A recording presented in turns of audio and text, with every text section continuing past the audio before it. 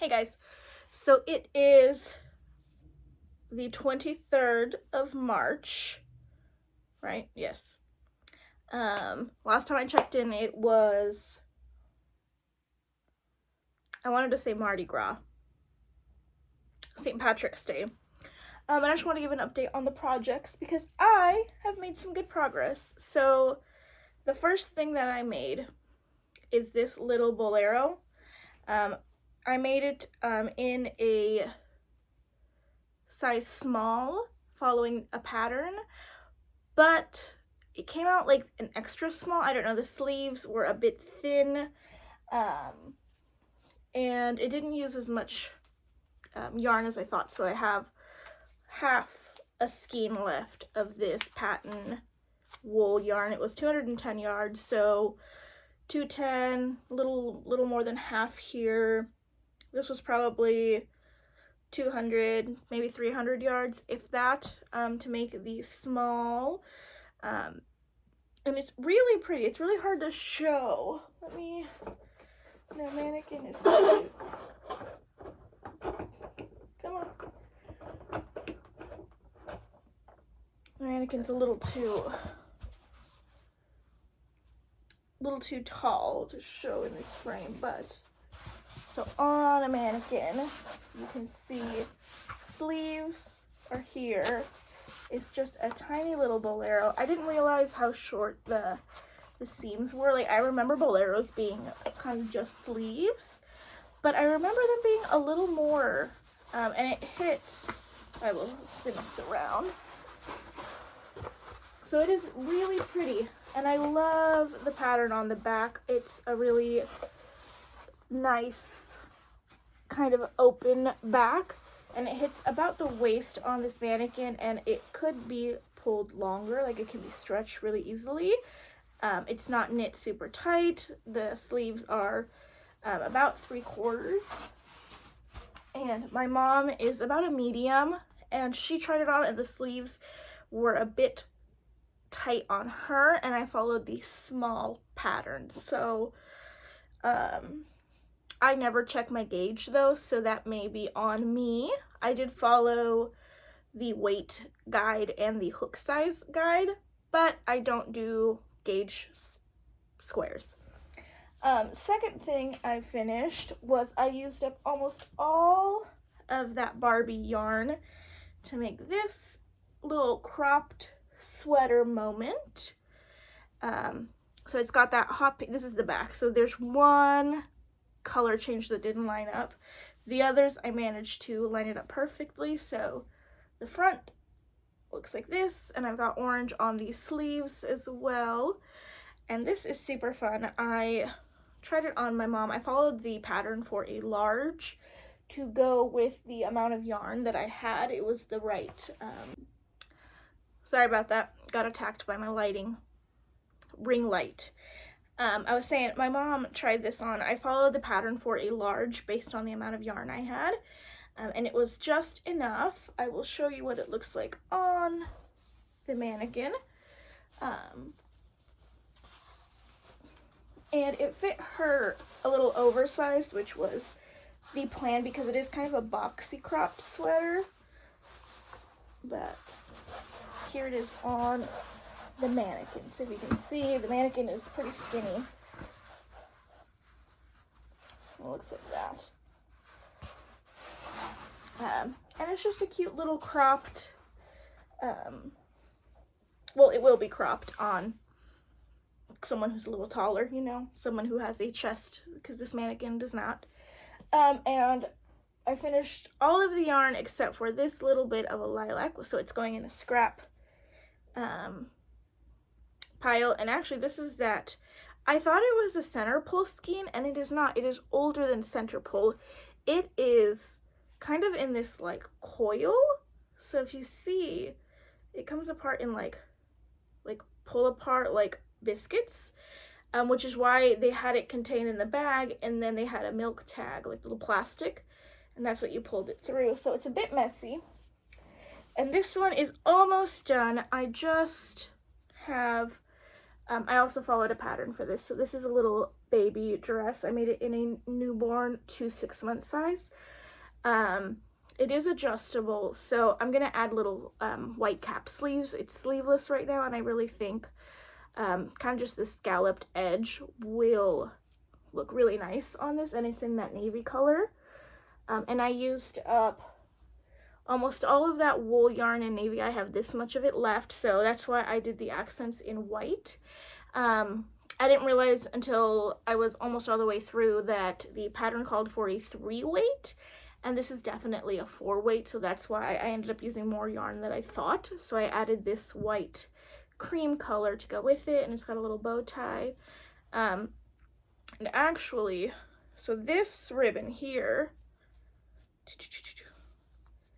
is attached to the dress, and it goes all the way, but this can be moved, so all I have to do is untie it from the inside, and I can move this over to like here, and then I can adjust it so instead of it being, you know, like newborn size here, it can go a little bit bigger and be like a toddler 6 month wrap. You know, does that make sense? So it can go from here to here as a wearable. And to go with that, I actually made a little tiny investment. I didn't buy any yarn. I did buy some things for the sake of crocheting, but they are baby clothes because I can't eyeball size. I don't have any babies. I don't have kids.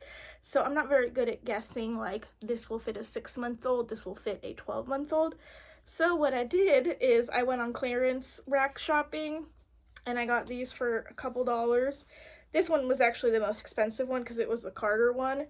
And of course, the one size they didn't have on clearance is the one size I needed for this project. So I did pay about $6-7 for this onesie, which is kind of steep for just one onesie, but you know, it's a one-time purchase. So if you see, now I can, you know, eyeball the length, so I could measure it and be like, yes, this will fit a 6 month old, because this is 0 to 6 month of a baby onesie. So I got a little baby onesie.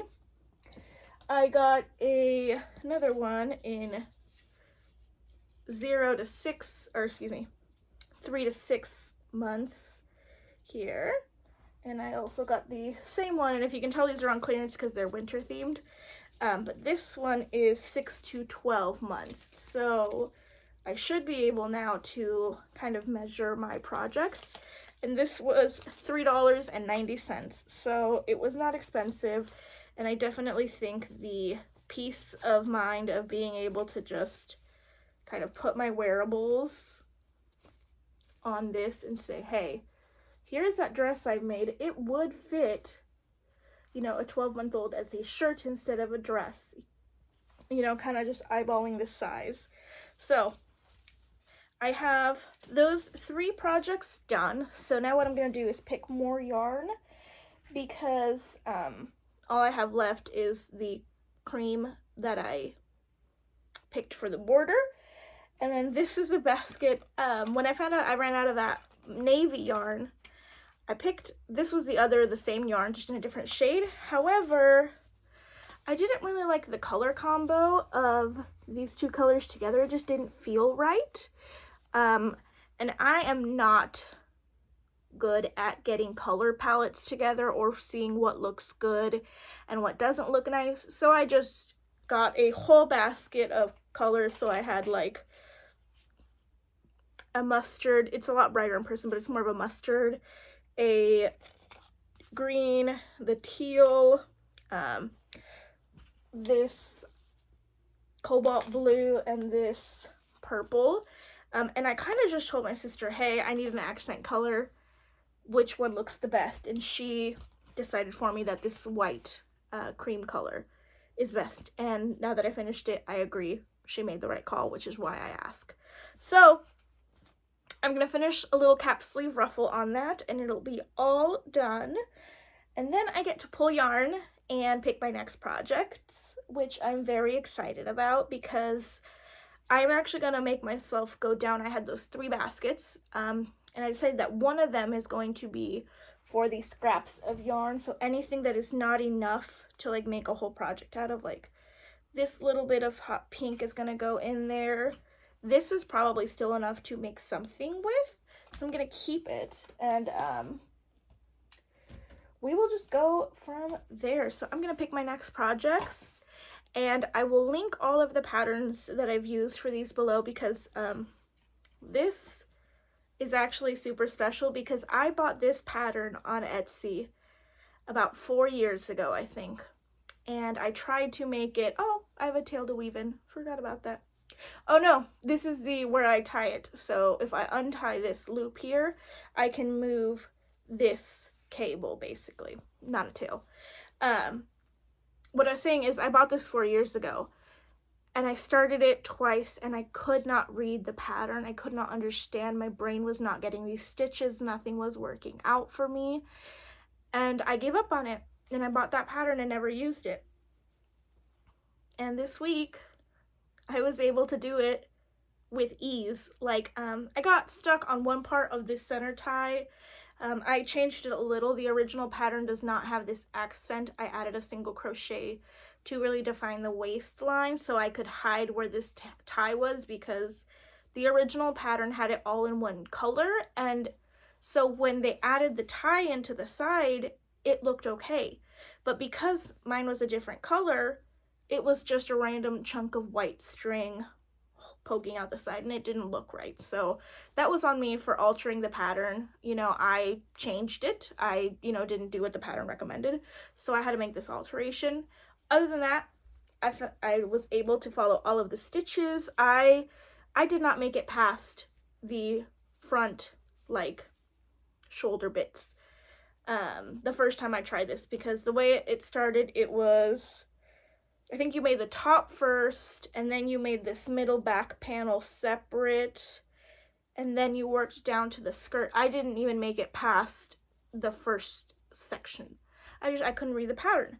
So I'm just really proud of myself, and I'm really happy that I was able to do it, which is why I allowed myself to spend a few dollars on these baby clothings to really just help my journey and showcase my progress, because wearables were not obtainable to me when I started crocheting. I could only do a granny square. So give me a minute.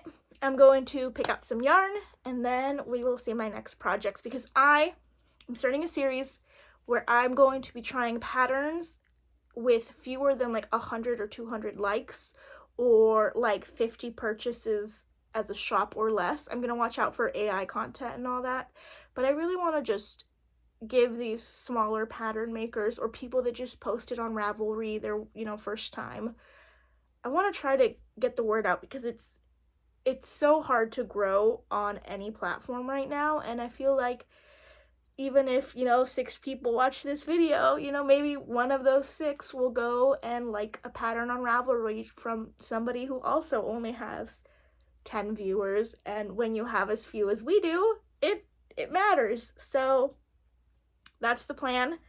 And we're gonna keep making things.